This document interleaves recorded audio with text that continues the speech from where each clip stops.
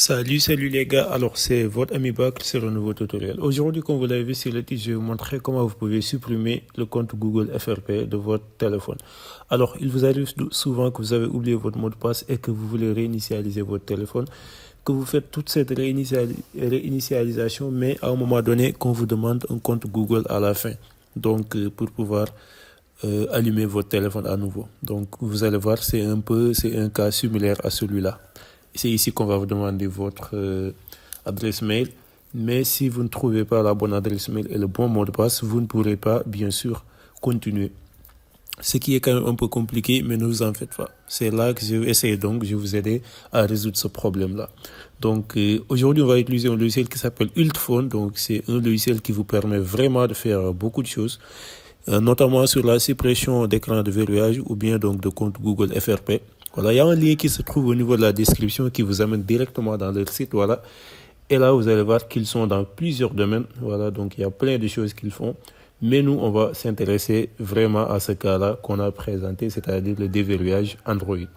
Voilà, donc comme vous pouvez le voir, tout est bien décrit dans cette page. Vous pouvez vraiment aller en profondeur. Mais nous, on va passer directement pour télécharger gratuitement le logiciel.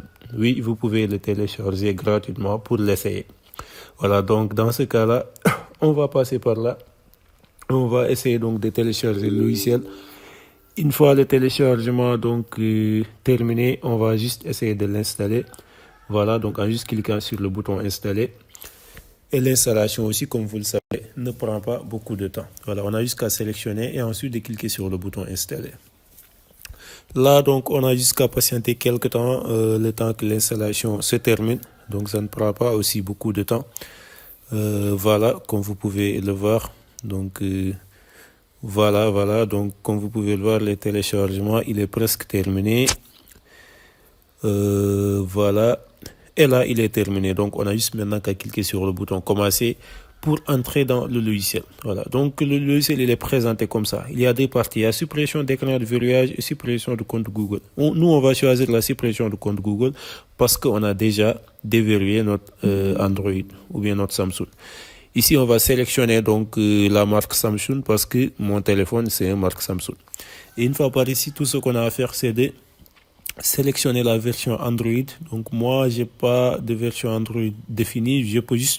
On peut juste par exemple cliquer sur toutes les versions Android. Si vous ne connaissez pas bien sûr votre version Android, voilà. Et ensuite, on passe à donc supprimer maintenant.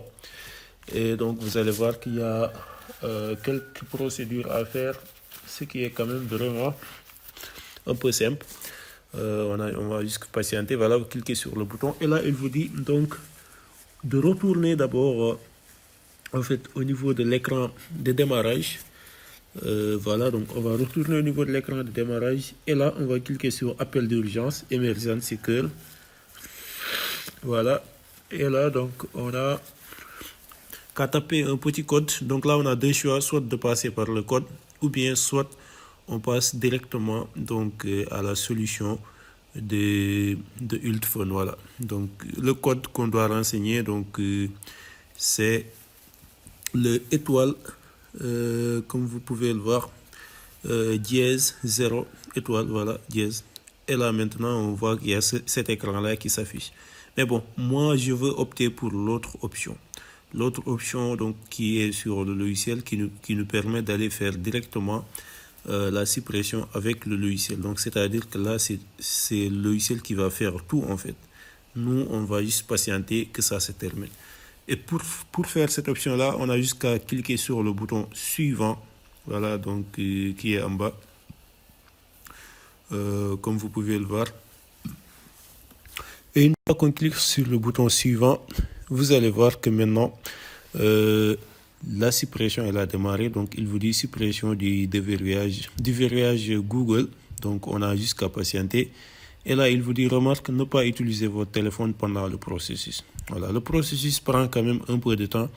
C'est pourquoi il va falloir être patient.